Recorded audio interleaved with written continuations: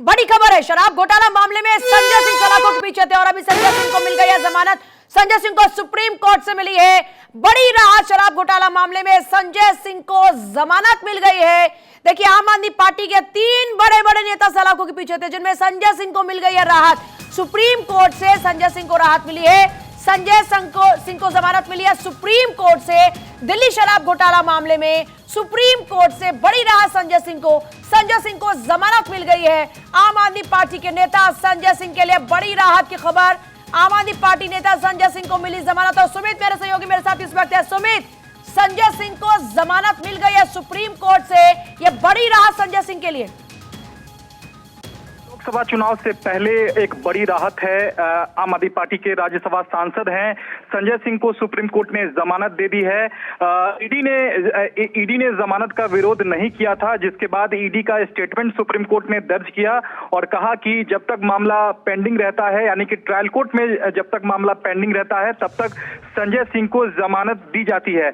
Lunch से पहले supreme court ने ईडी से पूछा था कि संजय सिंह 6 महीने से जेल में है और आगे भी उन्हें हिरासत में रखने की क्यों जरूरत है, ये ईडी बताए। लंच के पहले सुप्रीम कोर्ट ने दोपहर 2 बजे ईडी को ये बताने को कहा था कि ऑब्जेक्शन ईडी को क्या है, अगर वो जेल से बाहर आते हैं तो उनको ऑब्जेक्शन क्या है। इस आधार पर सुप्रीम कोर्ट ने ईडी से जवाब देने को कहा था। और अब से थोड़ी देर पहले additional solicitor general SV Raju ने कहा है कि हमें जमानत को लेकर आपत्ति नहीं है, जिसके बाद सुप्रीम कोर्ट ने कहा कि हम जमानत पर रिहा कर रहे हैं।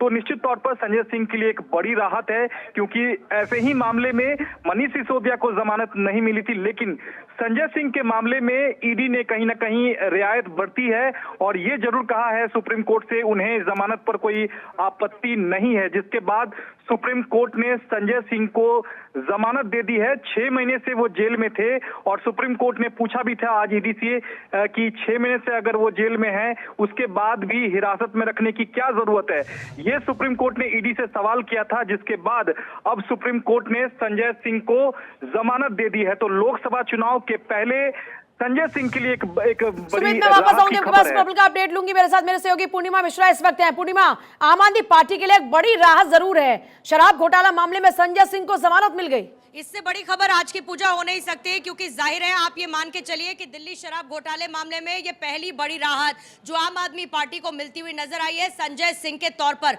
क्योंकि लगातार राहत पाने की कोशिश मनीष सिसोदिया भी कर रहे हैं। बीते कुछ वक्त से अरविंद केजरीवाल हमने देखा।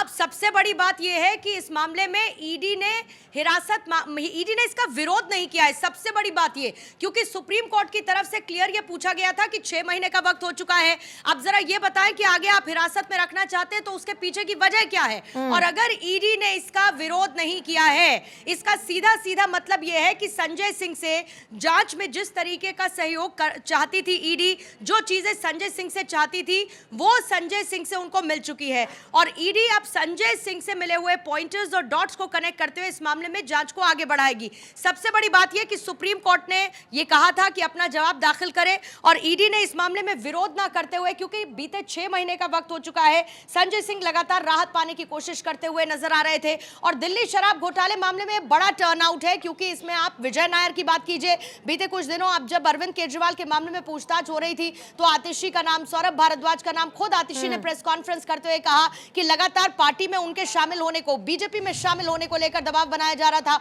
और आने वाले वक्त में 3 से 4 और नेताओं की गिरफ्तारी हो सकती है। लेकिन फिर भी सबसे बड़ी राहत के तौर पर देखा जाएगा संजय सिंह को लेकर ईडी का विरोध ना करना और संजय सिंह को जमानत मिल जाना, क्योंकि ये बड़ा डेवलपमेंट इसीलिए है क्योंकि मनीष सिसोदिया, अब चाहे अरविंद केजरीवाल हो, इनको एक ग्राउंड मिल पाएगा आने वाले वक्त में। लेकिन मिनिमम आप 6 महीने मान के चलिए, क्योंकि 6 महीना एक मिनिमम पीरियड होता है और उससे पहले जमानत मिलना थोड़ा सा मुश्किल होता है। संजय सिंह जेल में 6 महीने से बंद थे, अब उनकी जमानत का विरोध ईडी की तरफ से नहीं किया गया है, उनको जमानत मिल चुकी है।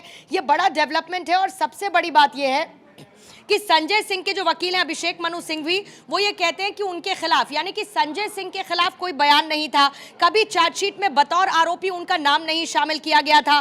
सिर्फ 2 ऐसे मौके रहे जब इस बात का जिक्र आया और साथ ही एक एक करोड़ रुपए लिए गए, इस बात का जिक्र किया गया था। और पूरी तरीके से जो आरोप है वो वेग है, यानी कि बेबुनियाद है, ये अभिषेक मनु सिंघवी ने कहा अपनी दलीलों के दौरान, और ईडी ने इसका विरोध नहीं किया। तो जाहिर है कि अगर आज की तारीख में दिल्ली शराब घोटाले मामले में आम आदमी पार्टी ये सोचे कि उसको राहत क्या है, तो वो संजय सिंह की जमानत के तौर पर देखी जानी चाहिए, क्योंकि मनीष सिसोदिया से लेकर खुद अरविंद केजरीवाल और अब आने वाले वक्त में जिस तरीके से आम आदमी पार्टी, और एक बड़ी बात यह भी है पूर्णिमा कि जिस तरीके से तमाम बड़े नेता सलाखों के पीछे पहुंचे हुए थे, ऐसे में चुनाव के वक्त पर कम से कम कोई लीडर जरूर चाहिए था जो पार्टी की बागडोर को संभाले।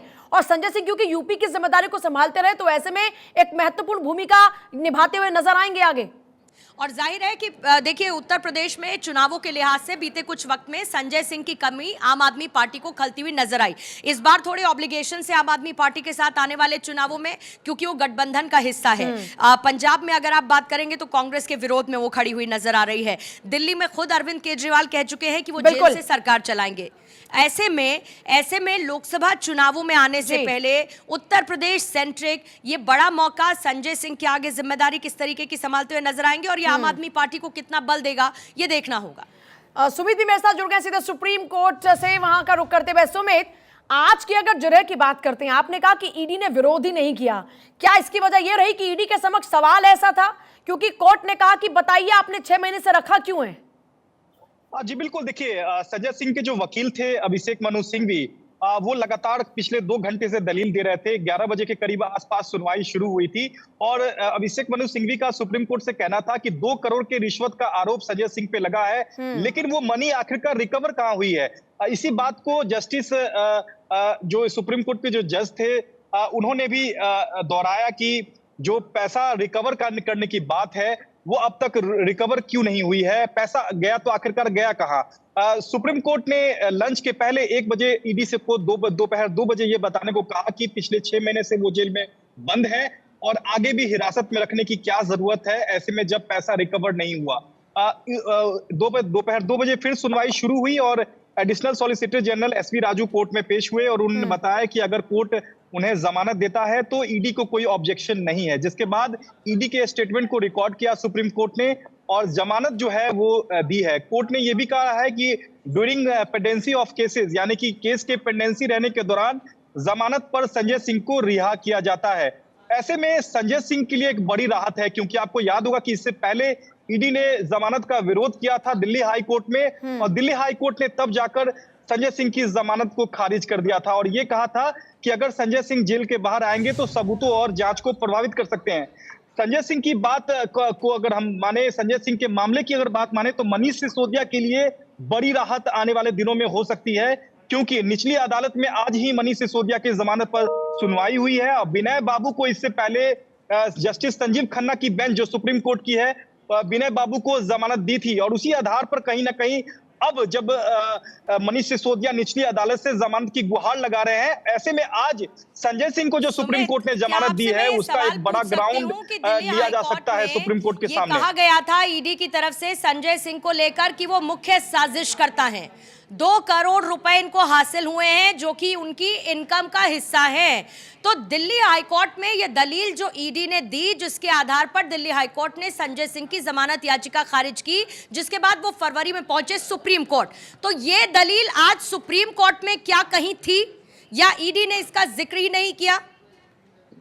देखिए, फिलहाल जो संजय सिंह के वकील दलील दे रहे थे वो इस ग्राउंड पे था कि 2 करोड़ के रिश्वत का जहां तक मामला है, पैसे आखिरकार रिकवर कहां हुए, ये बात लगातार बार बार संजय सिंह के वकील सुप्रीम कोर्ट में कह रहे थे। जहां तक आपने जिस बात का जिक्र किया वो दूर दूर तक आज सुप्रीम कोर्ट में नहीं था। यहाँ संजय सिंह अपनी दलीलें दे रहे थे कि क्या उनको 6 महीने से जो जेल में रखा गया है आगे भी हिरासत की जरूरत क्यों है, क्योंकि उनके पास जो पैसे 2 करोड़ रुपए जो रिश्वत लेने की जो बात कही जा रही है, पैसे तो रिकवर उनके पास हुए नहीं।